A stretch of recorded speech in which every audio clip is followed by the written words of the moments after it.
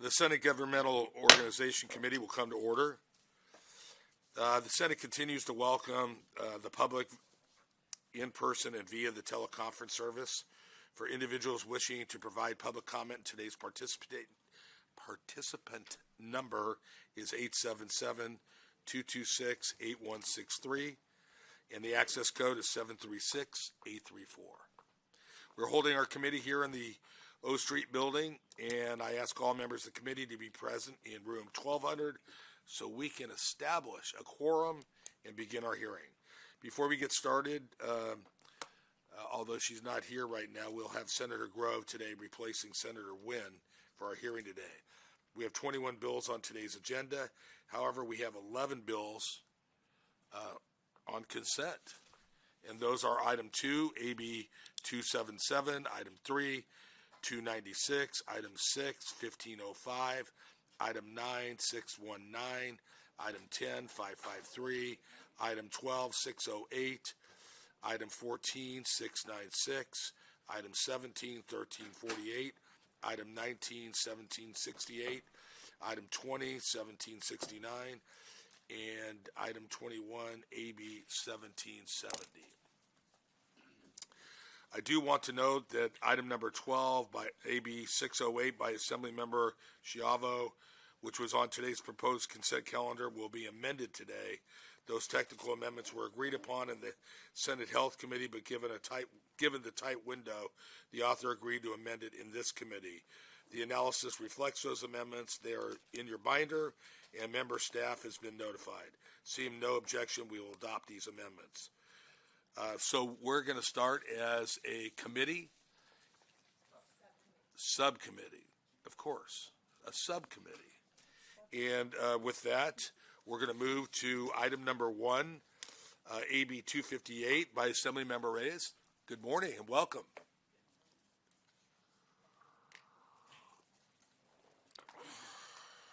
Good morning, Mr. Chair and Senators. I've got a really good bill. AB 258 will create a small business portal which will provide access to information and resources for small businesses. There's a demonstrable need to make it easier for small businesses to access state resources. Many small businesses in California would love to partner with the state, but do not have the technical knowledge or the expertise to navigate the different state processes, such as accessing technical assistance, the procurement process, and locating grants. Centralizing the state's small business financial opportunities in one location will make it easier for small businesses to get access to these critical resources. Here to testify in support are Pat Fong Kushida, President and CEO of the Cal Asian Chamber of Commerce, and Julian Cañete, President and CEO of the California Hispanic Chamber of Commerce. Good morning, Chairman Dodd, Senators. Pat Fong Kushida, and I'm President and CEO of the California Asian Pacific Chamber of Commerce. We represent the interests of over 746,000 API-owned businesses here in California, and we are proud to be a joint sponsor of AB 258, a practical bill that addresses a common problem for small business owners seeking assistance to start and grow their businesses. While various state and federal programs exist, including grants, loans, and business incentives, identifying what resources are available and how to access them remains opaque to many small businesses. AB 258 updates an existing state web portal to aggregate information and streamline program information delivery. Adding a basic search function will allow the web portal to be more responsive and interactive to a small business needs. Today, businesses are overloaded with information. Without internet search technologies, busy small business owners have to manually read through multiple web pages, hoping to uncover a program for which they may be eligible. Alternatively, they can sign up for e-alerts, which triggers a seemingly unending bombardment of flyers and announcements from which they similarly have to read through on the off chance of finding an eligible program. With the enhanced AB 258 web portal, a business would only need to answer a few basic questions about their business to receive information directly related to their actual needs and circumstances. As we are all aware, COVID-19 devastated many small businesses. Post-COVID, these businesses face new challenges due to rising operational costs and supply chain interruptions. We can take an essential step in supporting these businesses by simply making their access to existing resources faster, easier, and more efficient. I'd like to thank the Assemblywoman for authoring this bill. Thank you so much. Thank you. Next speaker. Good morning, Chairman Dodd and Senators, and thank you for the opportunity to speak before you this morning. Julian Canetti, President and CEO of the California Hispanic Chambers of Commerce. We are proud to be co-sponsors along with our partners at the Cal Asian Chamber and the California African American Chamber of AB 258 and appreciate the hard work and the opportunity to work with Assemblywoman Reyes and her leadership on this bill. As you know, small businesses are the backbone of California's economy. Healthy small businesses mean a healthy economy. However, small businesses most often do not know of the opportunities to help them manage, grow, or comply, whether through grants, access to capital, procurement opportunities, and other business resources and knowledge. AB 258 is an answer, as it will help bring this valuable information to small businesses together in one place. AB 258 would not require new activity from GoBiz or the Office of the Small Business Advocate. The office would be the place to have all the information to come together, and it's all information that already exists. AB 258 creates one place for small businesses to find important information and resources of what is available to small businesses here in California. Nothing new is being created here, simply gathering tools, knowledge, and resources from existing programs. We have been working with GoBiz and the Office of Small Business Advocate in shaping this bill and respectfully ask for your aye vote. Thank you very much. Anybody else in the room here, 1200, wishing to testify? Good morning. Mel Oscar for the California African American Chamber of Commerce in strong support. Thank you very much. Good morning, Chair and members. Andrea Cow on behalf of NABO, California, in support. Thank you. Seeing no other witnesses in support, is there anybody in the room in opposition to this bill? Seeing none, we're going to bring it back to our members. Really? We're going to do that. All right. So we're going to go to the phone lines now. Operator. Thank you. Ladies and gentlemen on the phone lines, if you wish to speak in support or opposition of AB 258, please press 1, then 0 on your telephone keypad. We do have a line in queue here. One moment, please. And we have line 13. You may go ahead. Hi, my name is Addis Peterson with Cameo, stands for the California Association for Micro Enterprise Opportunity. We want to say we're in strong support of AB 258. Thank you. Okay, this is anybody wishing to add on to opposition or support. Sorry to be tardy, Mr. Chair. Chris McKaylee on behalf of the Los Angeles Area Chamber of Commerce in support. Thank you. Moderator, do we have any other calls? Mr. Chair, we do not. You may proceed. Well, thank you for doing that in spite of me. I appreciate it. Okay, back to now the membership. Senator Archuleta? Yeah, good. Thank you, Assembly Member. Great bill, and I think it's a great partnership with the Chamber of Commerce and GoBiz, and it'll really enhance the opportunities for people in my district and surrounding cities that will now be able to look at the grants and everything else. Great opportunity. I'd like to move it at the appropriate time. Senator Sarento? No need to report the good senator, or repeat the good senator's words. Okay. Anybody else here? Seeing none. Assembly Member, would you like to close? Thank you so much. I think every once in a while we do get some bills that do provide information to the community that California offers already, and especially for our small businesses, to have them go through so many different websites and so many different offices. I think we owe it to them to provide them one portal where they can get the information they need, get it quickly without having to go through so many emails as our witnesses have talked about. And with that, I respectfully ask for your aye vote at the appropriate time. Thank you, Assembly Member. As you know, we are working as a subcommittee, and as soon as we get a quorum, we'll be voting on your bill. Thank you so much. Thank you. Okay, we're going to move to item number 4, Assembly AB 474. Assembly Member Rodriguez, good morning.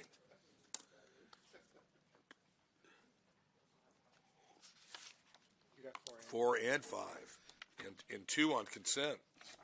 Uh-oh. 3 on consent. Boy, you've got a big day. Make these other 2 on consent real quick. So with that, if Chair, are you ready? Yes, sir.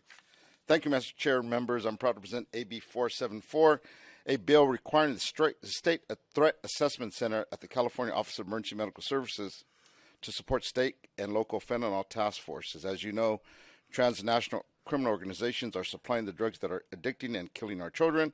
As part of the overall strategy to combating the illegal opioid crisis, we must disrupt these networks of criminals and get opioid drugs off our streets. According to the Drug Enforcement Administration, there are almost 200 million deadly doses linked to the Sinaloa and Jalisco cartels. Fentanyl distribution in the United States in the last year alone. This bill complements the governor's master plan for tackling the fentanyl and opioid crisis and the Department of Justice Operation Overdrive, which addresses this strategy by targeting the criminals doing the most harm, removing fentanyl from our streets and reducing related violence.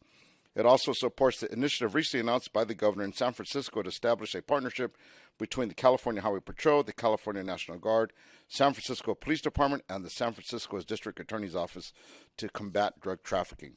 It's time to put an end to this tragedy, which is stealing lives daily, tearing families apart, and shattering our communities. For all these reasons, I respectfully ask for an aye vote. Okay. Anybody in room 1200 here wishing to testify in support, please come forward.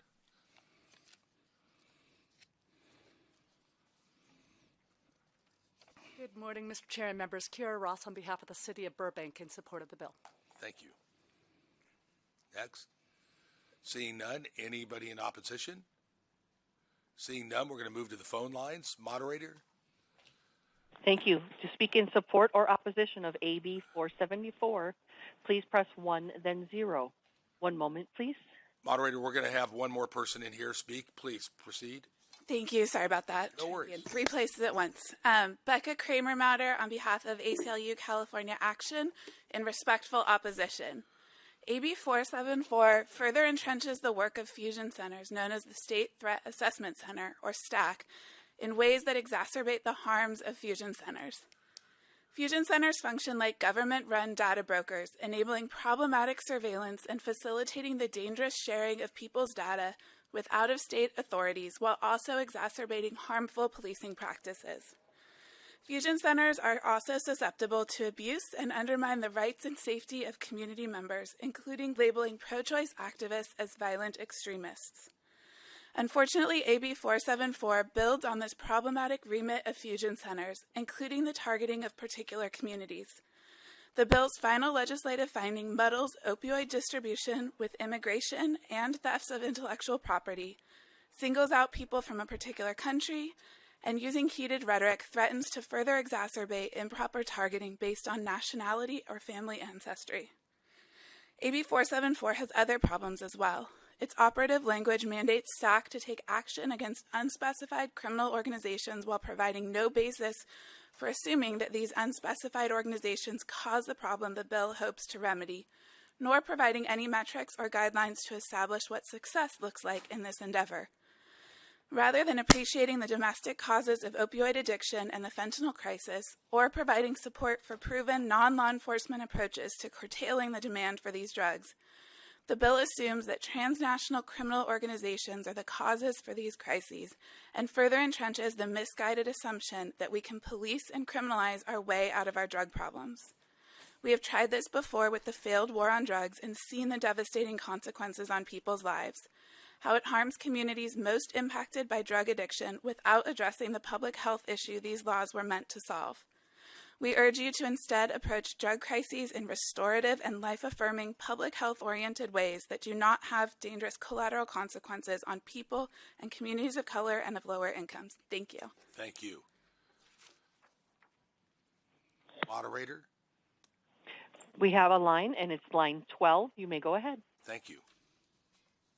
Hello, Cassandra Smith on behalf of the City of Carlsbad and the City of Bakersfield in support. Thank you. Thank you very much. Mr. Chair, you may continue. Thank you very much, Moderator. Okay, with that, I'm going to turn it back over to, I'm going to go with Senator Wilk, because Senator Archuleta, you just like dominate this committee. Actually, I was putting on my mic so I could yield my time to Senator Archuleta. Senator Archuleta. Thank you. Well, I will concur with the League of California Cities and a number of cities in my district, and with my law enforcement background, it's about time. I think this is what we have to do. We have to save lives, save children's lives. We've got to stop this. And I would love to be a co-author, so please, let's go forward with this and get all the support you can, because I think this is great for California and great for everyone. And I thank you for bringing it forward. And again, I will be the I vote and endorse it, and whatever it is you want, Mr. Chair. Well, don't you want to make a motion when No, it's appropriate? I thought I'd give it to you because I interrupted you. No, you didn't interrupt me. No, okay. Then I'll make All the right, motion. with that, I learned so much from you. I like the way I you see talk. no other comments on the dais. Oh, do we? Senator Sayerto? He said what? No, I'm just kidding. This is a good bill. It doesn't trample on people who are doing nothing. It doesn't trample on their rights. This is trying desperately to get a handle on an issue that is plaguing not only California but the rest of the United States. And it is. There's a federal component to it and there's a state component to it. And we have to do something to try to figure out where this is coming from and who is responsible for bringing it here, as well as trying to figure out how to treat and do some of those issues here that will help curtail both the usage side but also the delivery side. So there is no one-size-fits-all for this, and for that I appreciate your approach to this part of it. There's going to be more, I hope, and I have a bill that'll be heard later on today that is a very broad bill that hopefully will do this. So anyway, if you could add me as a co-author, if I'm not already, I would appreciate it. And when the time comes, I'll be supporting your bill. Thank you. Thank you. Thank you, Senator. I concur with those comments. Senator Rodriguez, it's Assemblymember Rodriguez. Would you like to close? Well, I want to thank the senators for your thoughtful discussion. I'm looking forward to adding you on the bill as well. And with that, I respect to ask for an aye vote. Thank you. Thank you. At the appropriate time, when we have a quorum, we'll be voting on the bill. Thank you, Assemblymember. We got one more here for you. That would be item number 5, AB 513. You can proceed when you're ready. Thank you once again, Chair and members. This bill will establish the California Individual Assistance Act to be administered by the California Office of Emergency Services, CalOES. The purpose of this bill is to provide timely and direct assistance to families and individuals who have suffered harm due to local and state declared disasters, but would not be eligible for that, or may not warrant federal disaster assistance for individuals. This bill provides local governments, community-based organizations, and individuals with the assistance they need to quickly recover from a disaster. All too often, FEMA and CalOES have been unable to provide assistance to the most vulnerable communities where disaster survivors have few paths to recovery. This is because critical aid from FEMA remains out of reach for families and individuals who have survived a disaster if the local disaster does not meet the criteria for federal assistance. After the community of Pajaro was flooded, I visited the evacuation shelter in Watsonville, where there were too many displaced families with unmet needs. While the community-based organizations were stepping up to help disaster survivors, at this point, they had not received no federal assistance and felt forgotten. With that, I feel we need to do better. This bill will help as it will require CalOES to retroactively provide individual assistance for the recent winter storms and for the magnitude 6.4 earthquake off the Northern California coastline near the city of Fernandale in Humboldt County. With that, I have David Knight, California Community Action Partnership Association, and No Paramo, California Rural Assistance League Foundation, in here in support.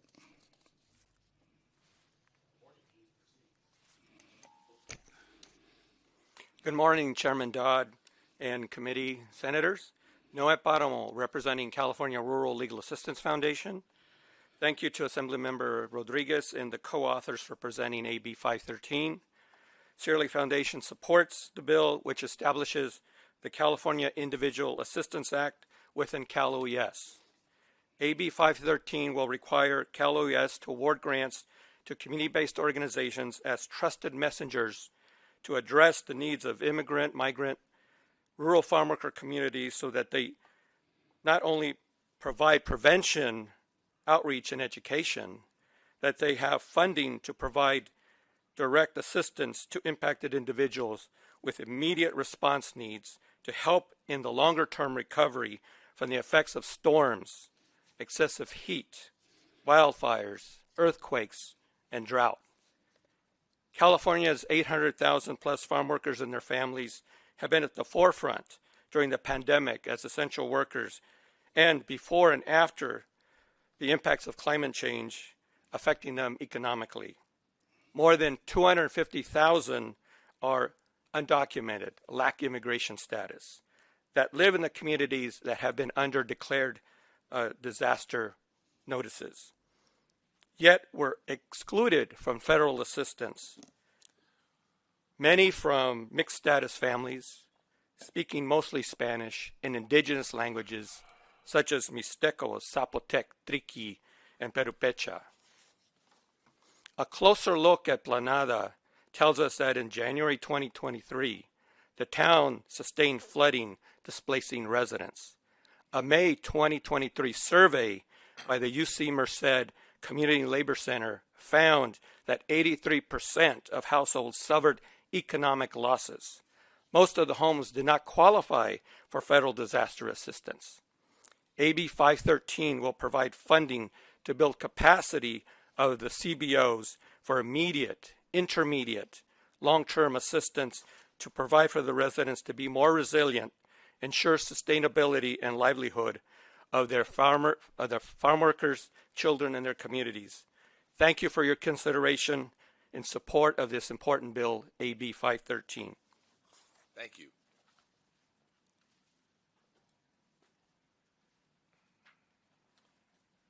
Good morning. David Knight on behalf of the California Community Action Partnership Association and our 60 members of community action agencies in all 58 counties. We're in support of this bill. As many of you know, the federal response and other national organizations' response typically takes time, and these local CBOs are the ones with the boots on the ground that typically are having to reach deep into their own pockets, even in their own personal pockets, to fund this until that recovery happens. As I mentioned before, they're typically here way sooner than anybody else. They're the ones that are tapped into immediately, and then way after the federal response is gone, they continue to be that resource. This funding will maximize their ability to react quickly, and so we're in support. Thank you very much. Thank you. Any others in support? Catherine Freeman on behalf of the California State Association of Counties in support. Thank you. Thank you. Anybody in opposition in the room? Seeing none, moderator, can we see if there's anybody either pro or against AB 513? Thank you. We do have several lines already in queue. We'll first start with line 17. You may go ahead. Audra Hartman on behalf of Genesis, the San Diego company, in support. Next, we go to line 20. Please go ahead. Good morning. Cole Klein on behalf of Shelters in support. Thank you. Thank you. Next, we go to line 16. Please go ahead. Alejandro Solis on behalf of the Mexican American Opportunity Foundation in support. And next we go to line 21. Please go ahead. Yes, good morning. Karen Schmelzer with Nothman on behalf of the County of Monterey in support, and we thank the author for bringing forward this bill. And Mr. Chair, no other lines. You may continue. Thank you, moderator. We'll bring it back to the committee. Senator Archuleta. Do it. You know, when I think of disaster relief, I think of FEMA, and I didn't realize that the state was so far behind or lacking. My concern, of course, would be with the tenants. You know, property owners always seem to find resources, and this does take care of the tenants as well, I'm sure. Yes. Mostly focusing on the individual families and individuals themselves that are affected by that disaster. Okay, very good. Yeah, I wouldn't necessarily say that the state is way behind, though. I think it's just to clarify, this is, certainly the way the rules and everything and regulations, that's why this bill is so needed, so that we can get to the individuals that aren't part of a master, like, disaster and don't qualify because of the rules. I think that's a good niche. Exactly. Anybody else? Senator Wilk? I want to align my comments with the chairman. Thank you. Well, I'll move the bill. With that, Assembly Member, would you like to close? I want to thank you for your time once again. I respect to ask for an aye vote. Thank you. Thank you very much. At the appropriate time when we have a quorum, we will vote on this bill. Appreciate it. Thank you. Okay. Assembly Member Jackson, you're on. You're doing a great job today. We're rolling. They're great bills. It makes it a lot easier. It does. Good morning, sir. Good morning. Thank you very much, Mr. Chair and committee members. I present to you AB 437, the Equity Equalization Act, which seeks to establish a statewide definition of equity and require all state agencies to consider more inclusive policies, practices, and other actions to advance equity. Since the 1999 to 2000 legislative session, till the present day, the term equity has been referenced in 2,823 pieces of legislation introduced here in the legislature, but with no official definition of what equity actually is. By adequately defining equity, California will be able to directly measure the performance of practices, programs, and policies through an equity lens, and use those metrics to improve and promote equity through data-driven best practices. I respectfully ask for an aye vote. Thank you, Mr. Jackson. Anybody wishing to testify in support? Yes. In the room? No. Anybody wishing to testify in opposition? Seeing none. Moderator, anybody in support or opposition, please, for AB 437. And just as a reminder, press 10. First, we go to line 19. You may go ahead. Good morning. Martin Radosevich on behalf of Santa Clara Valley Water District in support. Next, we go to line 22. Please go ahead. Hello, Kat Seberg with the Health Officers Association of California in support. Mr. Chair, we have no other lines. You may continue. Thank you, moderator. With that, we'll bring it back to the committee. Okay, we have a motion when the appropriate time, when we have a quorum. Would you like to close, sir? I respectfully ask for an aye vote. That's the way to go. Thank you very much. Appreciate you being here this morning. Assembly Member Fong, you're up next. That would be AB 469, and your other bill is on consent, so welcome. Thank you, Chair, members. It is my pleasure to present AB 469. Thank you to the Chair and his staff for working with us on their amendments, and I accept those.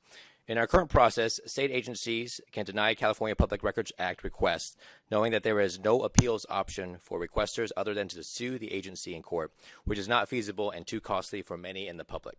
This bill addresses this problem by establishing an ombudsperson who can review the denied Public Records Act request and serve as an independent referee to decide if the state agency had legitimate grounds for denying the request. State agencies should not be able to freely deny public records requests and stop the public of getting information crucial to holding their government accountable. California's state agencies have built a troubling track record of sidestepping PRA requests by citing exemptions that are inappropriate and irrelevant to the nature of the request. State government is here to serve the public, as we do every single day. It is our duty to be transparent in how we conduct state business and use taxpayer dollars. This bill addresses this loophole in the Public Records Act process so that it can do what it was intended to do, which is bring transparency, fairness, and accountability to government. My witness from the California News Publishers Association is ill, so I just respectfully ask for an aye vote. Thank you, Assembly Member. Anybody in the room wishing to testify in support? Anybody in the room wishing to testify in opposition? Seeing none. Moderator, could we see if there's anybody on the line that wishes to address this bill, either pro or con? Thank you, ladies and gentlemen. Once again, press 10 if you are in support or opposition of AB 469.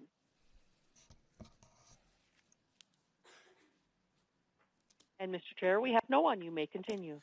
Thank you. We'll bring it back to our committee here. We got the motion at the appropriate time. Assemblymember Fong, thank you for being here. And we will vote on that when we have a quorum. Appreciate it. Thank you.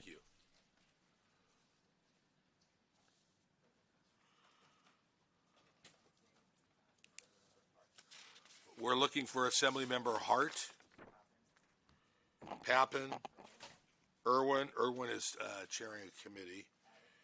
Or Addis. Now's your time to come, and Quirk Silva.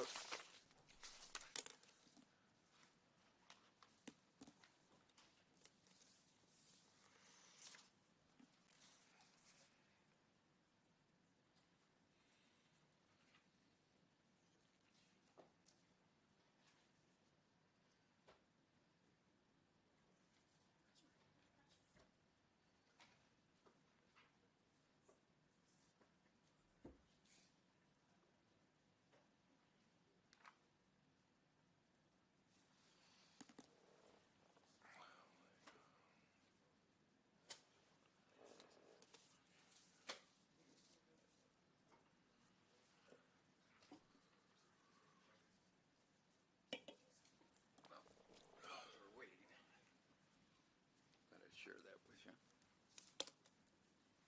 Here's my grandson. Wow.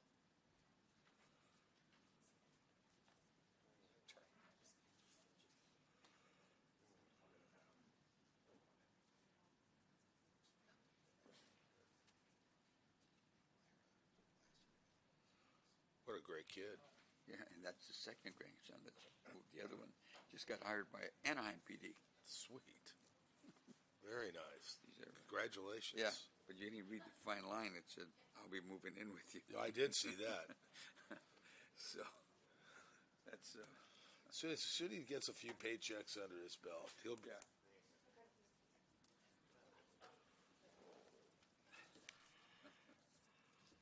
Once again, we're looking for Assemblymember Hart, Assemblymember Pappen, Irwin, Addis, or Quirk Silva.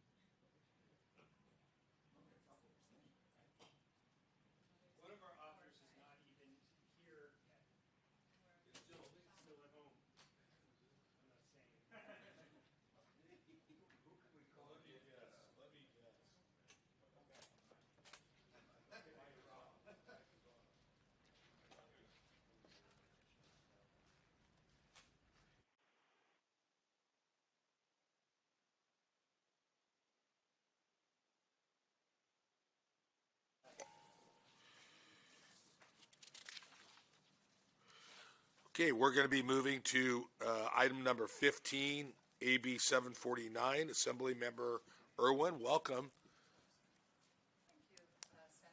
Please proceed when ready. I am here today to present AB 749, which directs state agencies to adopt zero trust architecture on state systems. Zero trust architecture is an approach designing and operating systems which shifts away from the old model of protecting the castle with only a firewall. It requires agencies to implement multi-factor authentication, endpoint detection, and enhanced logging to verify users continuously as they traverse our networks. Zero Trust was the subject of President Biden's executive order to modernize the cybersecurity of federal agencies and is currently being implemented across all federal agencies. The Cybersecurity and Infrastructure Security Agency has published a maturity model that creates a phased approach to zero trust adoption that increases the sophistication of the agency's capabilities. AB 749 adopts this phased approach and sets an implementation deadline for initial maturity that aligns with CDT's recent technology letter and sets deadlines for advanced and optimal maturity in future years. Through this approach, AB 749 will bring California agencies up to speed with this shift in cybersecurity paradigms and make all our systems safer. Thank you very much. Anybody wishing to testify in support? Anybody wanting to testify in opposition? Moderator, could we go to the phone lines, please? Certainly. Ladies and gentlemen, to speak in support or opposition of AB 749, please press 1, then 0 at this time. Mr. Chair, we have no one. You may continue. Thank you very much. We'll bring it back. So we have a motion when the time is right, and we have a quorum. So thank you very much. Would you like to close? Just respectfully ask for your vote when the time is right. Thank you. Thank you very much, Assembly Member. Good bill, by the way. It was a good bill. Assembly Member Hart, you're up. Yeah. Beautiful. I move the bill when appropriate. Thank you very much, Senator. Chair Dodd, members, I'm pleased to present Assembly Bill 590 to the committee today. AB 590 would improve and expand the practice of providing nonprofits with advance payments when they receive state grants and contracts. Specifically, this bill would ensure all nonprofits have an opportunity to receive up to 25% in advance and prioritizes payments for nonprofits serving disadvantaged, low-income, and under-resourced communities. Currently, nonprofits rely on a reimbursement model and are often placed in the challenging position of having to consider pursuing loans to cover costs associated with startup state grants and contracts. For example, one nonprofit paid over $28,000 in interest last year while waiting for payments from the state of California. Existing law includes approximately 26 permanent advanced payment programs authorized since the 1990s. This patchwork approach creates inequity, particularly around nonprofits with limited cash flows serving vulnerable communities. AB 590 is necessary to ensure all nonprofits have access to advance payments so they can continue to perform critical work in communities across the state. Speaking in support of the bill with me today is Dr. Duante Early West, CEO of United Way Capital Region, and Dr. Clark Harvey on behalf of the California Council of Community Behavioral Health Agencies. Good morning. Good morning. Welcome. Thank you. I'm Dr. Leandra Clark Harvey. I'm the CEO of the California Council of Community Behavioral Health Agencies and proud co-sponsor of AB 590. We're a statewide advocacy organization representing nonprofit behavioral health providers across the state who collectively serve over 1 million Californians. Our members do it all. They run 988 crisis call centers, outpatient and inpatient behavioral health clinics, school-based services, homeless services and housing, foster care, substance use disorder services, and mobile crisis units across the lifespan in all of your districts. 1/3 of Medi-Cal services are provided by the nonprofits, like the one CBHA represents. Our members survive off a variety of funding sources, including grants. In this tenuous funding environment, it's imperative that there are myriad opportunities to fund the vital services that our members provide. Now, during the pandemic, which we are still in, we saw agencies on the brink of crisis. From funding basic PPE to supporting critical programs that serve youth, families, and older adults. And as the behavioral health needs of the community grew exponentially, funding was threatened. The literal and figurative doors of our agencies were at risk of closing, particularly smaller agencies that served rural populations or diverse client populations. And we uniquely understand the woes of small nonprofits who serve disenfranchised communities, as 40% of our organizations are BIPOC-led and serving entities. This isn't a story from the past. This pandemic continues to dictate the ability for our members to provide vital services to your constituents. Advanced payment is a proven successful method, but it's time for this policy to be applied in a fashion that will ensure equitable access to advanced payments. AB 590 is a solution to assist nonprofits as they do the critical work to serve your many constituents in need, and your vote today can help expand the services available to clients in crisis. Thank you. Thank you. Good morning. Good morning. Good morning, Chair and members of the committee. My name is Dr. Duante Early, and I am President and CEO of United Way California Capital Region. For over 100 years, we have brought people together to build stronger, healthier, and more compassionate communities throughout the greater Sacramento region. I am honored to speak in support of AB 590 by Assemblymember Hart, as this is a much-needed and common-sense bill that will bring equity and access to advance payments for nonprofits who serve the most under-resourced communities in our state.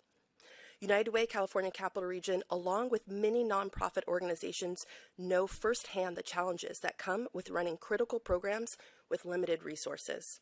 UWCCR, through the Our Promise statewide giving campaign, provides funds to over 1,700 nonprofits across California.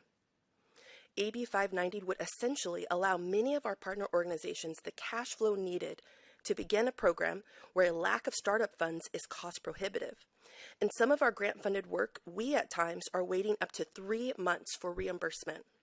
For some of the smaller nonprofits that we partner with, this expense would put accounts payable and payroll in jeopardy. Some organizations are forced to take out loans and ultimately have gone under while delivering services under government contracts.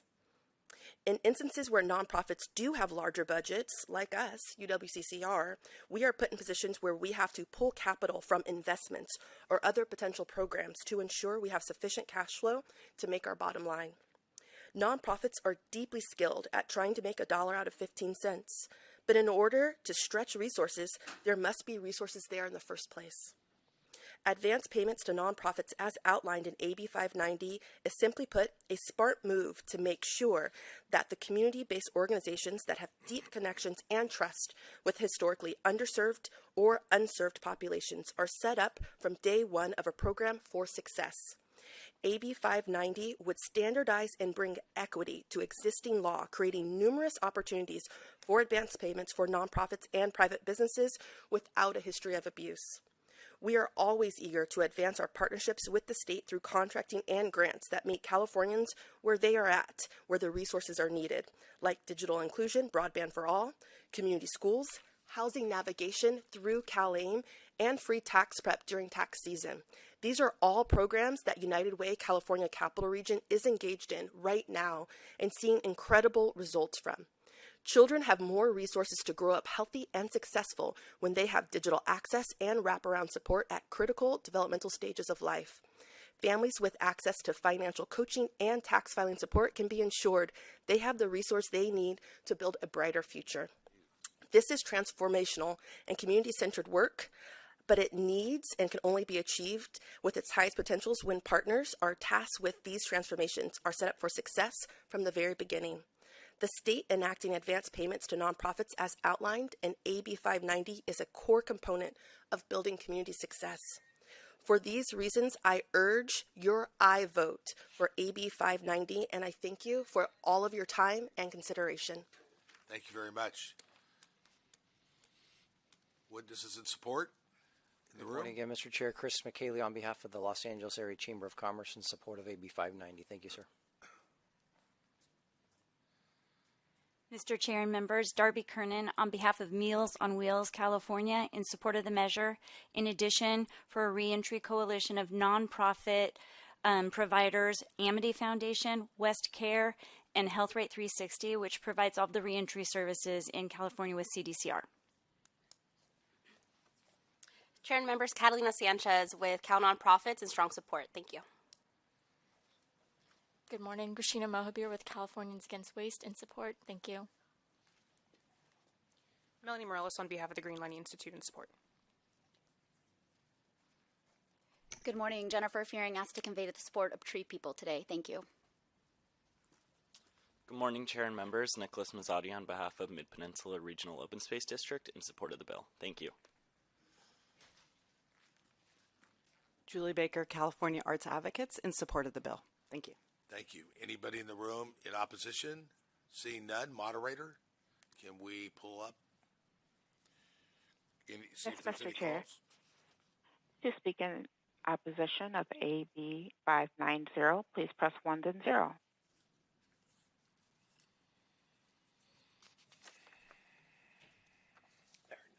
Mr. Chair, no one has queued up at this time. Thank you. We'll bring it back to the dais here. Anybody wishing to comment on this? Of course. Senator Archuleta. Well, thank you for bringing the bill forward. My concern is this, is it going to drag the approvals in any way? Because these nonprofits obviously need the money as quickly as possible. Do you foresee any problem on that in the process? Can you elaborate? Thank you. That's a great question. I don't. I think that the regular process for allocating the grants in the nonprofit sector will remain the same. This is simply transferring payments in advance so that nonprofits don't have to struggle with the cash flow issues that the witnesses testified about. Very good. Great bill.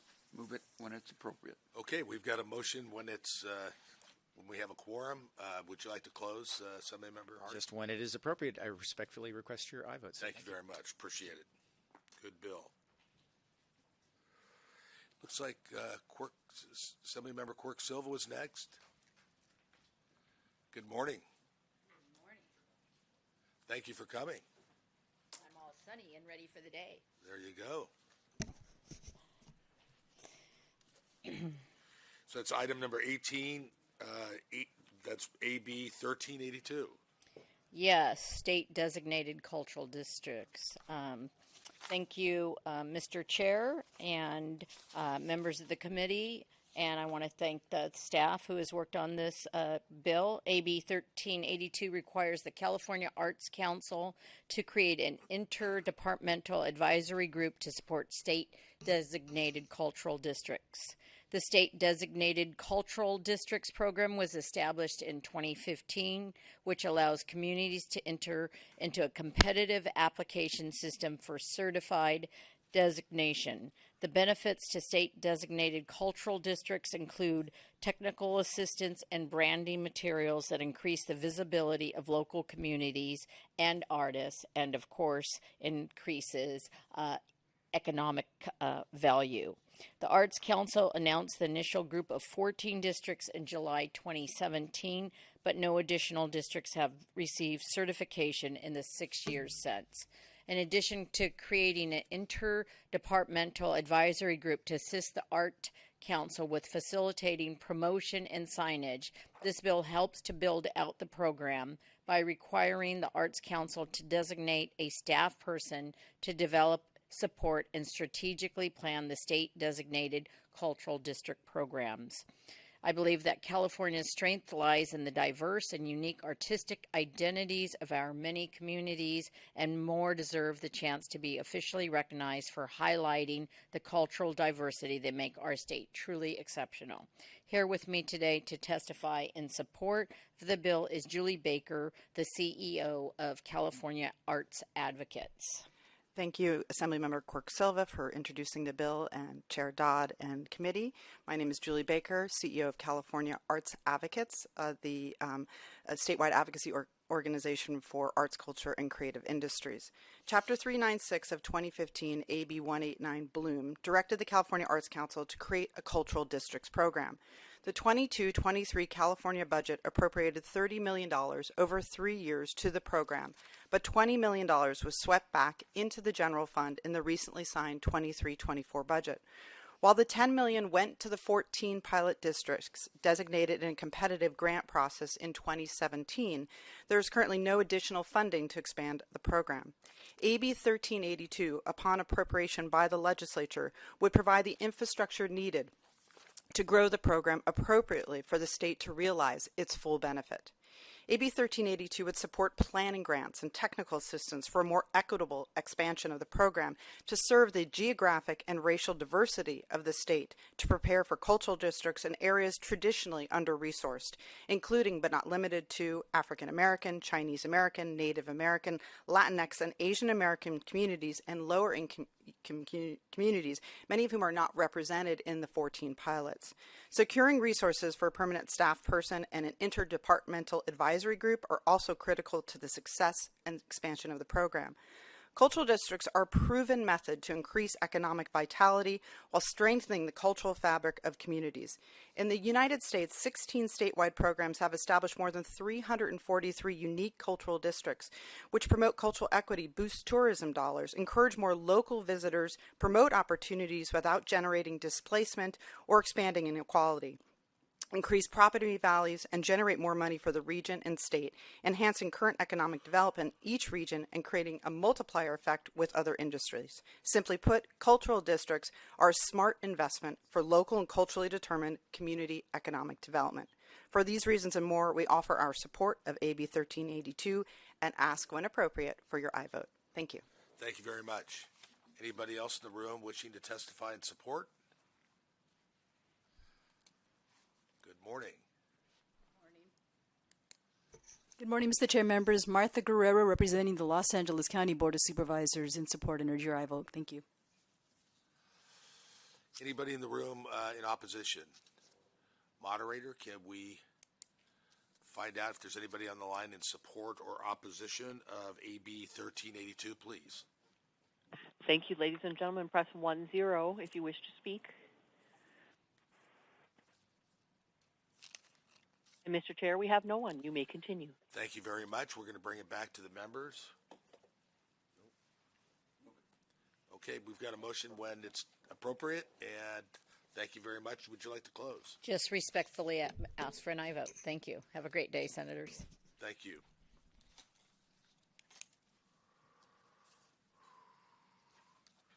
Two to go.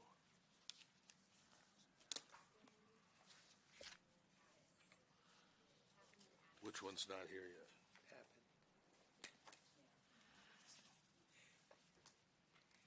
I didn't hear. Oh, I didn't hear. Who will? I didn't hear that from you.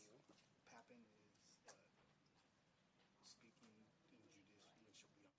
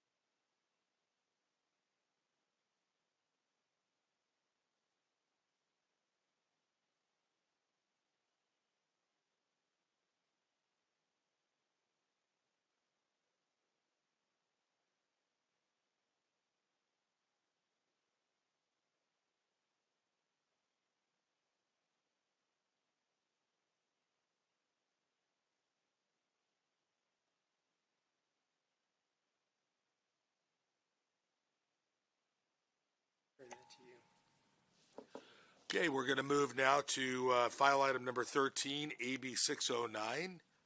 Assemblymember Pappen, good morning. Good morning, Chair. It's nice to be with you. Okay, I'd like to begin by accepting the committee amendments. Thank you. As I am wont to do. All right, so AB 609 simply directs CAL FIRE to conduct a study on the feasibility of new aerial firefighting technologies. While current retardant delivery systems are an important tool in our toolbox, they have their limitations. Air tankers can only fly during the day and at certain altitudes. New delivery systems have emerged that allow for targeted drops from different altitudes, and they can do so around the clock. Our wildfires are getting worse, and we need to make sure CAL FIRE is staying on the cutting edge. Testifying with me today is RJ Cervantes on behalf of Calum. Chair and members, RJ Cervantes here on behalf of Calum Technologies International. Calum is a Fresno-based company that is exporting aerial firefighting capabilities to multiple countries around the world. We strongly support AB 609 because it matches some recently adopted federal appropriations language that authorizes testing of new aerial firefighting technologies at the U.S. Forest Service and the National Interagency Aviation Committee. As a part of that report process, the Forest Service will be looking for state-level partners, and AB 609 ensures that California is in the best possible position to secure those federal partnerships. When combined with the excellent foresight of Senator Dodd's SB 109 from last year, AB 609 will ensure that we can leverage these federal resources for California and test all these emerging aerial technologies, and we urge your aye vote. Thank you. Thank you very much. Anybody in the room wishing to testify in support? Anybody wishing to testify in opposition? Moderator, on the phone lines, please. Anybody wishing to testify in support or opposition of AB 609, please? Ladies and gentlemen, press 10 if you would like to comment. And we have no one, Mr. Chair. You may continue. Thank you very much. We'll bring it back to Addis. I have some questions, Mr. Chair. Assemblymember, I was very interested in this, obviously coming from San Diego and representing the area that's impacted by rural wildfires severely. I found a YouTube video on this technology. It was about 3.5 minutes long. There was no audio, but they showed the operation, and so a couple of questions coming out of that, of watching that video, because I wanted to see how this was deployed. How do they know? How do they predict their accuracy on where they're going to drop these boxes and actually hit the target that they're looking for? And if your witness wants to answer, I'm comfortable with I'm going to defer to my witness for his expertise. And I'll have some follow-up questions, too. Thank you, Senator. So that's actually part of this testing process. There's what they call a cup and grid test that they do at a testing center in Montana. So as they move those boxes over, it captures how much water is actually getting collected in these cups. It's been tested by the Israeli Defense Forces in Israel just as recently as last year, and the EU Civil Defense Mechanism, similar type testing, and it ensures accuracy and getting the target wet at the end of the day. Right. And so then I guess two follow-up questions that might be related is, how can you ensure the safety of personnel on the ground? And then I think probably in line with that, the materials that are left behind, which seem to be significant, and maybe you can explain what those boxes are made out of, and how is that recaptured? So safety and recapturing the materials, and what are they made of? Great question. So this type of capability is not meant for every single mission, so to speak. It's not meant to do urban missions, for example. So in places where you have complete rural or forest fire coverage where there's literally nothing underneath other than land, this potentially could make sense, and that's why the Forest Service is interested in testing this further. And then to your question about the debris, so to speak. So in Calum's case, and there are other companies that offer other products, in Calum's case, it's a biodegradable product. It's actually a corrugated box, and we're getting more and more. It's about 98% biodegradable right now, but we're trying to get to that 100% mechanism. And do you have like I said, this is a significant amount of materials. Do you have a timeline on how long does it take to biodegrade? That I'd have to get back to you on. I'm not exactly sure. I would imagine that it's a fair trade-off on the debris that's left behind and the forest that you're saving by putting out the fire. The fire is obviously going to destroy more forest than the debris is going to impact negatively. I would be interested in, if you've got some follow-up information you can send us Absolutely. on, exactly how this is going to work. I'm glad to hear that it's not going to be in areas where there's personnel, because no, that's.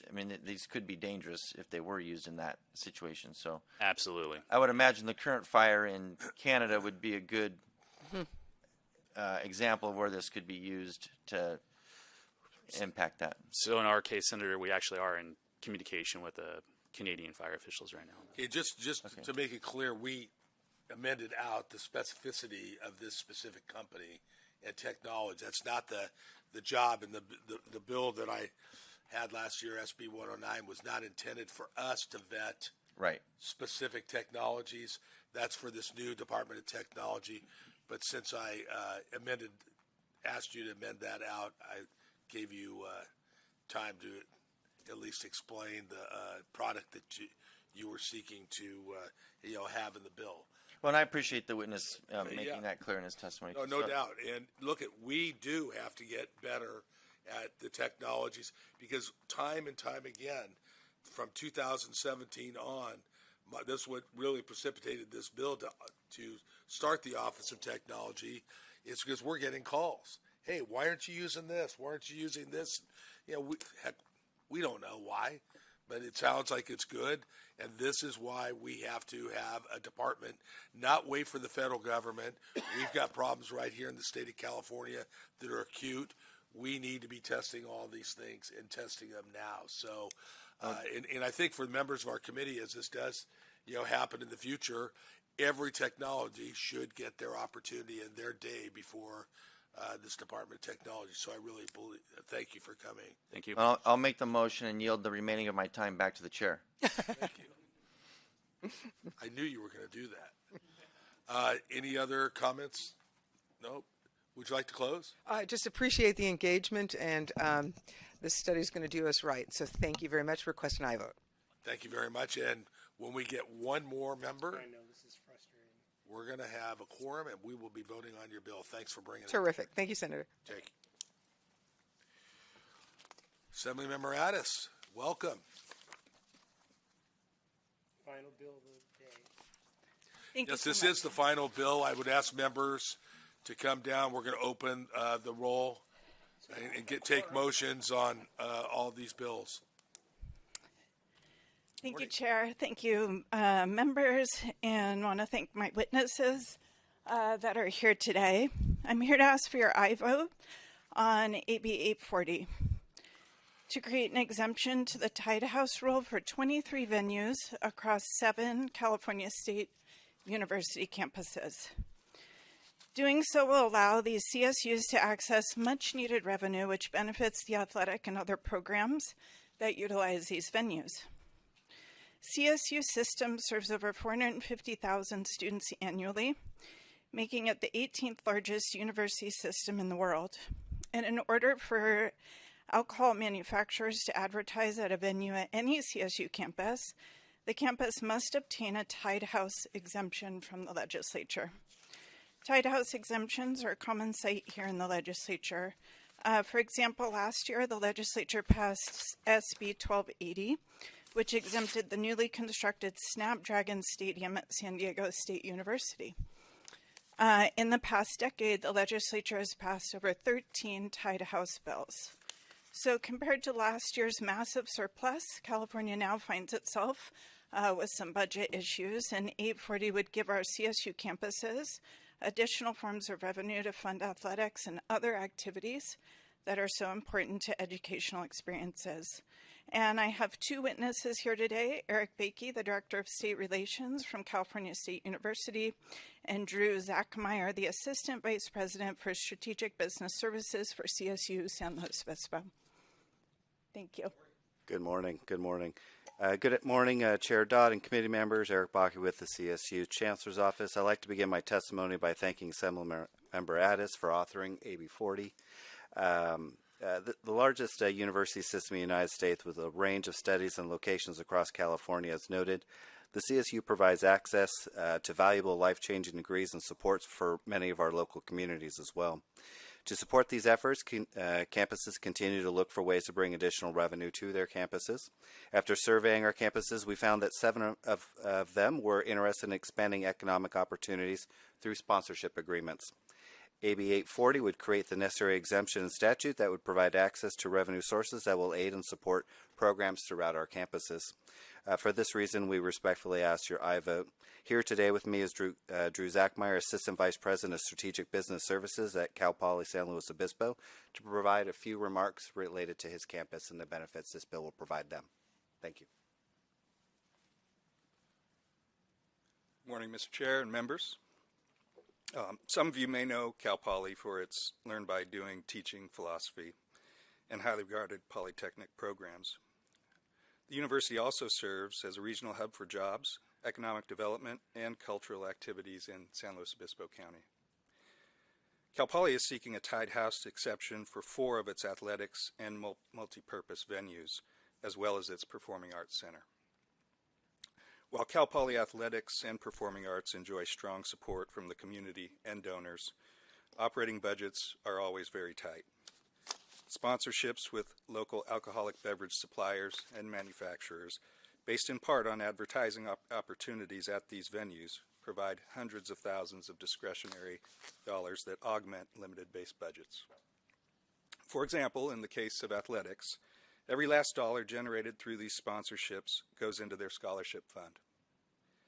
Fully funding scholarships is critical not only for athletic success, but also to further Cal Poly's diversity objectives. The Performing Arts Center uses these dollars to allow 12,000 local K-12 students each year to experience live educational arts performances through the free school matinee program. As you can see, the ability to develop sponsorship relationships with the alcohol industry, when done appropriately, provides an important revenue source that directly benefits students and the local community. Thank you for your time, and I respectfully request your aye vote on AB 840. Thank you very much. Okay, we're going to pause right now and get a quorum. Yes. Can you call the roll, please? Dodd. Aye. Here. Dodd here. Wilk. Present. Wilk present. Alvarado Gill. Here. Alvarado Gill here. Archuleta. Here. Archuleta here. Ashby. Bradford. Glazer. Grove. Jones. I'm here. Jones here. Ochoa Bowe. Pavia. Here. Pavia here. Portantino. Here. Portantino here. Roth. Rubio. Sayardo. Here. Sayardo here. Okay, we have a quorum. I think given the that we're going to have adding on and everything, I'm going to let Assembly Member Addis. Do phones. Yes, we're going to continue with this bill, is what I'm saying. So we have anybody in opposition or still in support? Wow. Austin. Chair and members, Austin Hayworth on behalf of St. Mary's College. Just want to thank the author and the sponsor for working with us on this bill. Do you represent St. Mary's College? Yes, sir. Is God really a Gale? I'll get back to you on that one. Okay, thank you. Thank you very much. Yes, So for the record, I believe Senator DeRazzo is a Gale. I believe Nick Hardiman is a Gale, and Brendan Hughes is. Well, how about that? I think for the record, I might be right. All right. Are you a Gale? I am not. All right. So now, is there anybody in the room? Hardly. Is there anybody in opposition to this bill? Please come forward. Have your day in front of this committee. Thank you, the chair and the members of the committee. I am actually not a Gale. I'm a Gaucho. And we actually had a little bit of a tally when I was there because I was at the student newspaper for people who drunkenly fell off the cliff and were injured or killed. It was about 2 a year during my time. So I would like you to vote in opposition to this bill. It seems like sort of a technical and fundraising exception. But when you actually look at where this is being done on undergraduate campuses. And so we have 450,000 students in this system. 180,000 of them are under 21. So that's about 40% of the intended sort of beneficiaries and the intended recipients of this advertising are not of drinking age. And then we also look at what happens in the community. We, again, 12,000 K-12 students in just San Luis Obispo who are now suddenly getting large-scale alcohol advertising in front of them. This seems just sort of broadly unethical, but then there's actually a sort of deeper cruelty to it, which is that when you look at what ends up getting people of this age group into the hospital or killed, the vast majority of it is alcohol related. The vast majority of it is motor vehicle crashes, it is suicide, it is homicide, and now we are seeing a surge of alcohol-involved drug overdose, and that there is actually a pharmacological reason. Being intoxicated with alcohol makes you much more likely to overdose on other depressants like opioids. So when we think about what is the fiscal gain here versus what is both the sort of moral loss and the loss in terms of actual students gone from our system, there just has to be a better way to fill this funding gap.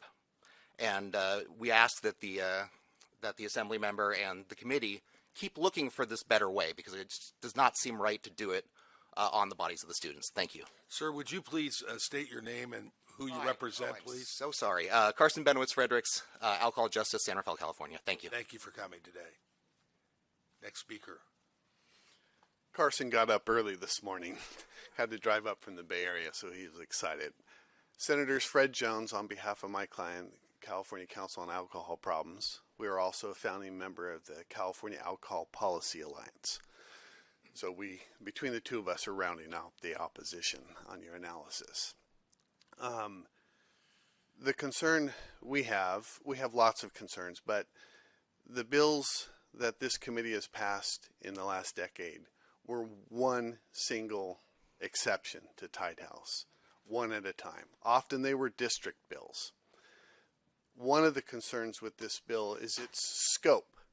This is 7 CSU campuses, a private campus and a racing facility throughout the entire state of California. So this is a sweeping exception to Tied House. As Carson just described, it's also an exception in which most, or at least up to 40% of the viewers, and probably more than 40% that go to these venues, are underage.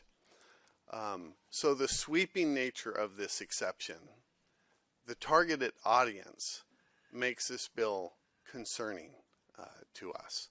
And so for those reasons, and I would add just one other thing. If this is about funding, the last time this body updated the excise tax was 1992. And there's no cost of living or COLA inflationary change. So if you're looking for revenues to help balance CSU campus budgets as well as the state's, we would encourage you to look at the excise taxes. Thank you. Thank you. At this point in time, we'll go to the phone lines. Moderator, can we see if there's opposition or support? Certainly, ladies and gentlemen, press 10 if you would like to speak. Mr. Chair, we have no one. You may continue. Thank you very much. We'll bring it back to... Okay, we have a motion by Senator Archuleta. You have a question? Just a comment. Mr. Sayarto? Thank you. Also, thank you for your bill. This is helpful to the schools themselves. But the reality for the opposition of schools is I am a parent of Gale, Toro, Gaucho, Bruin, 49er, Lion, and Trojan. So we have, and none of those campuses are the students affected by what the opposition is talking about. Yes, there is drinking on campuses, and sadly, as a person that used to cover the area that is the Pomona colleges, yes, there's drinking on those campuses, and that's where we would like it to stay, because when it goes off the campuses is when we have the trouble. So I don't think this makes a hill of beans if a kid is going to decide to join in a beer party or not. They will. their kids, and they're in college, and that's what they wind up doing there. So I think this is more helpful than it is hurtful, and I am not advocating for underage drinking at all. Never would. But the fact of the matter is that's the reality out there. And so we need to do common sense things that will help, and in some of the things that get funded through some of these type of ventures are helpful, not hurtful, in the big scheme of things for the very kids that we're trying to protect. Thank you. Anybody else? Okay, before I ask you to close, I'm amazed that, with all due respect to the opposition this year, thank you for being here, that there's not more opposition. I've run many of these bills, and there's lots of opposition, and somehow they make their way out of committee and through and get done, and it doesn't seem like there's much problem. So you've done a great job, Assemblymember Addis, and I'll ask you if you want to close. I respectfully ask for your aye vote. Thank you very much. Thank you. Madam Secretary, can we call the roll? Do we have a motion from Archuleta? Mr. Archuleta. Okay. Dodd. Aye. Dodd, aye. Wilk. Aye. Wilk, aye. Alvarado Gill. Aye. Alvarado Gill, aye. Archuleta. Aye. Archuleta, aye. Ashby. Aye. Ashby, aye. Bradford. Glazer. Glazer, aye. Grove. Jones. Jones, aye. Ochoa Bow. Padilla. Padilla, aye. Portantino. Portantino, aye. Roth. Rubio. Rubio, aye. Ciardo. Ciardo, aye. Bill has 11 votes. We're going to hold that roll open. Thank you very much. Thank you so much. Member.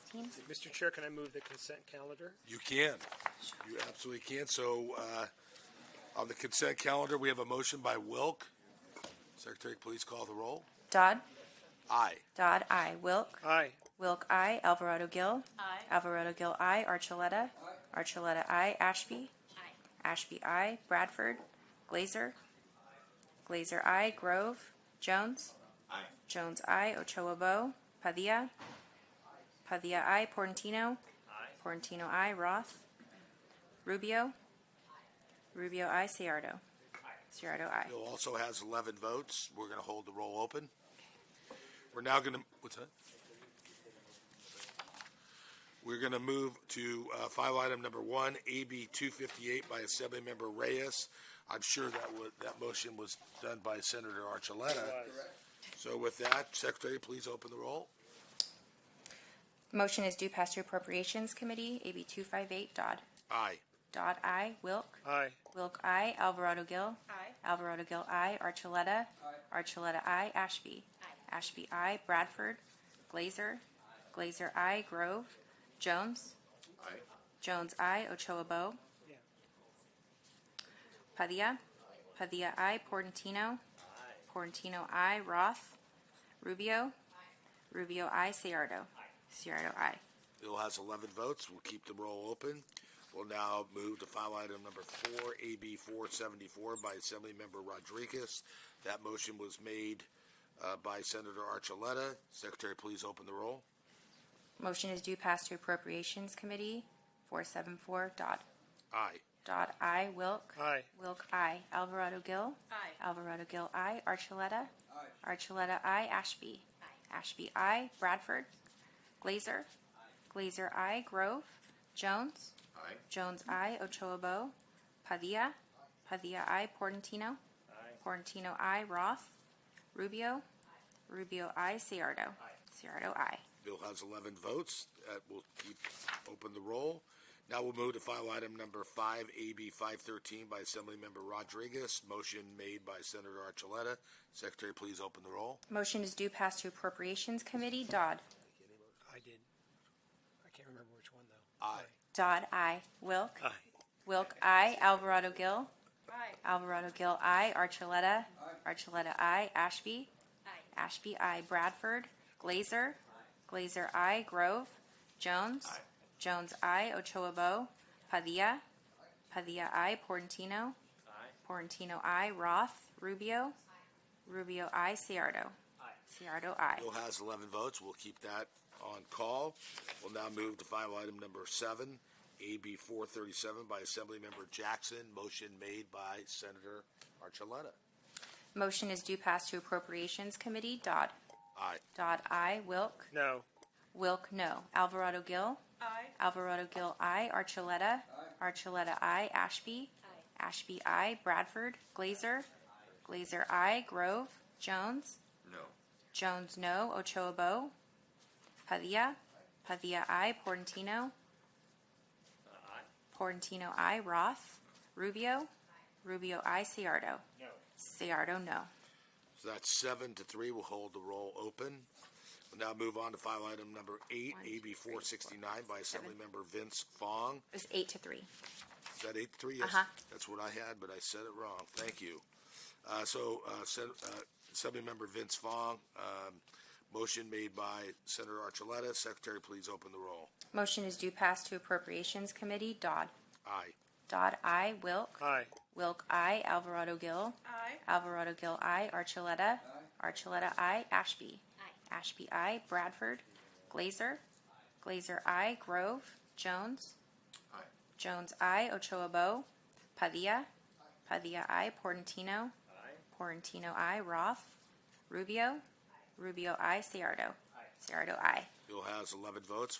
It'll remain on call. We'll now move to file item number 11, AB 590 by Assemblymember Hart. Motion made by Senator Wilk. Secretary, please open the roll. Motion is due pass to Appropriations Committee. Dodd. Aye. Dodd, aye. Wilk. Aye. Wilk, aye. Alvarado Gil. Aye. Alvarado Gil, aye. Archuleta. Archuleta, aye. Ashby. Ashby, aye. Bradford. Glazer. Glazer, aye. Grove. Jones. Jones, aye. Ochoa Bowe. Padilla. Padilla, aye. Portantino. Portantino, aye. Roth. Rubio. Rubio, aye. Ciardo. Ciardo, aye. Bill has 11 votes. We'll keep that on call as well. Now move on to file item number 13, AB 609 by Assemblymember Pappen. A motion made by Senator Archuleta. Secretary, please open the roll. Motion is due pass as amended to Appropriations Committee. Dodd. Aye. Dodd, aye. Wilk. Aye. Wilk, aye. Alvarado Gil. Aye. Alvarado Gil, aye. Archuleta. Archuleta, aye. Ashby. Ashby, aye. Bradford. Glazer. Glazer, aye. Grove. Jones. Jones, aye. Ochoa Bowe. Padilla. Padilla, aye. Portantino. Portantino, aye. Roth. Rubio. Rubio, aye. Ciardo. Ciardo, Bill aye. has 11 votes. Will remain on call. We'll now move to file item number 15, AB 749 by Assemblymember Irwin. Motion made by Senator Archuleta. Secretary, please open the roll. Motion is due pass to Appropriations Committee. Dodd. Aye. Dodd, aye. Wilk. Aye. Wilk, aye. Alvarado Gil. Aye. Alvarado Gil, aye. Archuleta. Archuleta, aye. Ashby. Ashby, aye. Bradford. Glazer. Glazer, aye. Grove. Jones. Jones, aye. Ochoa Bowe. Padilla. Padilla, aye. Portantino. Portantino, aye. Roth. Rubio. Rubio, aye. Ciardo. Ciardo, aye. Bill has 11 votes. Will remain on call. We'll now move to file item number 16, AB 840 by Assemblymember Addis. Motion made by Senator. We did this We one. did that already. So Yeah. we're done. Quirk Silva. So, is 18. there anybody here Item 18. wasn't here when we voted on that? Absent members Bradford, Grove, Ochoa Bowe, Roth. Okay. Item 18. So we'll move to file item number 18, AB 1382 by Assemblymember Quirk Silva. Motion made by Senator Archuleta. Please open the roll, Secretary. Motion is due pass to Appropriations Committee. Dodd. Aye. Dodd, aye. Wilk. Aye. Wilk, aye. Alvarado Gil. Aye. Alvarado Gil, aye. Archuleta. Archuleta, aye. Ashby. Ashby, aye. Bradford. Glazer. Glazer, aye. Grove. Jones. Ochoa Bowe. Padilla. Padilla, aye. Portantino. Portantino, aye. Roth. Rubio. Rubio, aye. Ciardo. Ciardo, aye. Bill has 10 votes. Remain on call. So we have Senator Bradford is here. We're looking now for Senator Grove, Ochoa Bogue, Bradford, and Roth. aye. What's that? Mr. Chair. There's a B&P meeting? Jones. Grove is presenting in public safety right now, so they're on her Yeah. bill. It could be a while. Portino.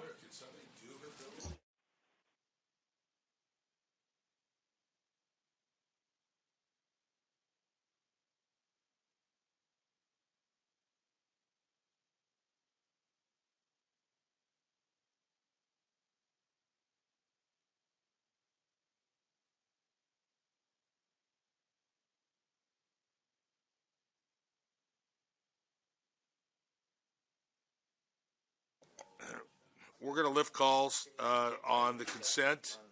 The vote right now is 11-0. Call the absent members. Bradford. Grove. Bradford, I. Grove. Ochoa-Bow. Roth. The bill has 12 votes. We'll hold it open.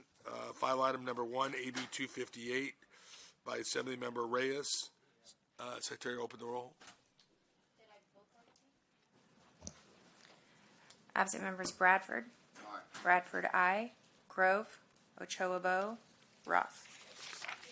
Bill has 12 votes. We'll hold the roll open. File item number 4, AB 474 by Assemblymember Rodriguez. Secretary, open the roll, please. Bradford. The count is 11-0. Bradford, I. Grove. Ochoa-Bow. Roth. Bill has 12 votes. We'll hold the roll open.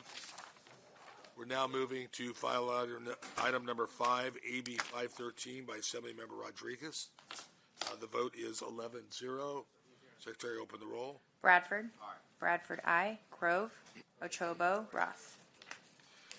That's 12 votes. We'll keep the roll open. We'll now move on to file item number 7, AB 437 by Assemblymember Jackson. The vote is 8 to 3. 8 to 3. Bradford. Bradford, I. Grove. Ochoa-Bow. Roth. It's 9 votes. We're going to hold the roll open. Now move to file item number 8, AB 469 by Assemblymember Vince Vaughn. The vote count is 11-0. Secretary, please open the roll. Bradford. Bradford, I. Grove. Ochoa-Bow. Roth. It's 12 votes. The roll will stay open. We'll now move on to file item number 11, 590, Assemblymember Hart. Votes 11-0. Open the roll, please. Bradford. Bradford, I. Grove. Ochoa-Bow. Roth. That's 12 votes. We'll leave the roll open. We will now move to file item number 13, AB 609 by Assemblymember Pappen. The vote is 11-0. Please open the roll. Bradford. Bradford, I. Grove. Ochoa-Bow. Roth. 12-0. That's 12 votes. We'll keep that roll open. Move to item number 15, SB 749 by Assemblymember Irwin. The vote count is 11-0. Secretary, please open the roll. Bradford. Bradford, I. Grove. Ochoa-Bow. Roth. 12-0. That has 12 votes. We'll keep the roll open. We'll now move on to file item number 16, AB 840 by Assemblymember Addis. Vote count at this time is 11-0. Please call the roll. Bradford. Bradford, I. Grove. Ochoa-Bow. Roth. 12-0. Now move on to file item number 18, AB 1382 by Assemblymember Quirk Silva. The vote right now is 10-0. Secretary, please open the roll. Bradford. Bradford, I. Grove. Jones. Ochoa-Bow. Roth. Thank you. 11-0. We close that one, can't we? Because she's not going to. Oh, she just voted. She didn't vote on this bill. No. Why? Yeah, but why do we have to? Oh, for Roth. Gotcha. Forgot that. Sorry about that. Okay, we're going to now move to the consent calendar. Please, the vote count is 12-0. Please open the roll. Grove. Ochoa-Bow. Ochoa-Bow, I. Roth. 13-0. 13-0. We'll leave that open. File item number 1, AB 258. Please open the roll. Grove. Ochoa-Bow. I'm sorry, which one? It's file item 1, AB. Okay, got it. Sorry. The count is Aye. 12-0. Okay. Ochoa-Bow, I. Roth. 13-0. Now move to file item number 4, AB 474 by Assemblymember Rodriguez. Open the roll. Grove, Ochoabo. Aye. Ochoabo, aye. Roth, 13-0. Bill has 13. Keep it open. File item number 5, AB 513 by Assemblymember Rodriguez. Vote count is 12-0. Please open the roll. Grove, Ochoabo. Aye. Ochoabo, aye. Roth, 13-0. 13-0. Keep that open. Move to file item number 7, AB 437 by Assemblymember Jackson. Vote count is 9-3. 9-3. Please open the roll. Grove, Ochoabo. Roth. Oops. Okay. Keep that open. Move to file item number 8, AB 469 by Assemblymember Vince Vaughn. Vote count 12-0. Please open the roll. Grove, Ochoabo. Sorry, that's 8, right? Uh-huh. Aye. Ochoabo, aye. Roth, 13-0. We'll now move to file item number 11, AB 590 by Assemblymember Hart. Vote count is 12-0. Secretary, please open the roll. Grove, Ochoabo. Aye. Ochoabo, aye. Roth, 13-0. Bill has 13. We'll both keep that on call. We will now move to item 13, AB 609 by Assemblymember Pappen. Vote count 12-0. Secretary, open the roll. Grove, Ochoabo. Aye. Ochoabo, aye. Roth, 13-0. 13. File item number 15, AB 749, Assemblymember Irwin. Vote count 12-0. Secretary, please open the roll. Grove, Ochoabo. Aye. Ochoabo, aye. Roth, 13-0. That's 13 votes. We'll keep it open. File item number 16, AB 840 by Assemblymember Addis. Secretary, please open. The vote count is 12-0. Please open the roll. Grove, Ochoabo. This is Addis. Sorry. 16.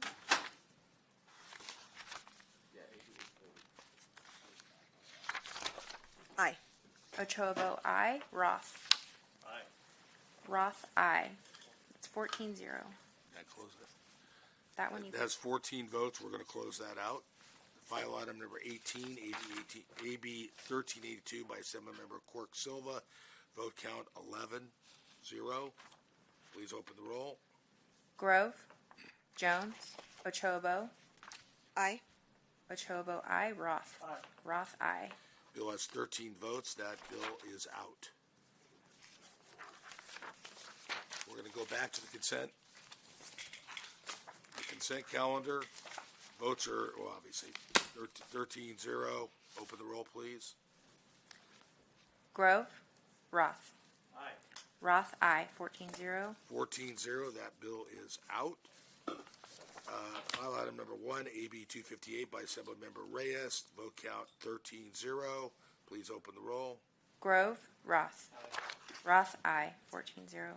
14-0. That bill is out.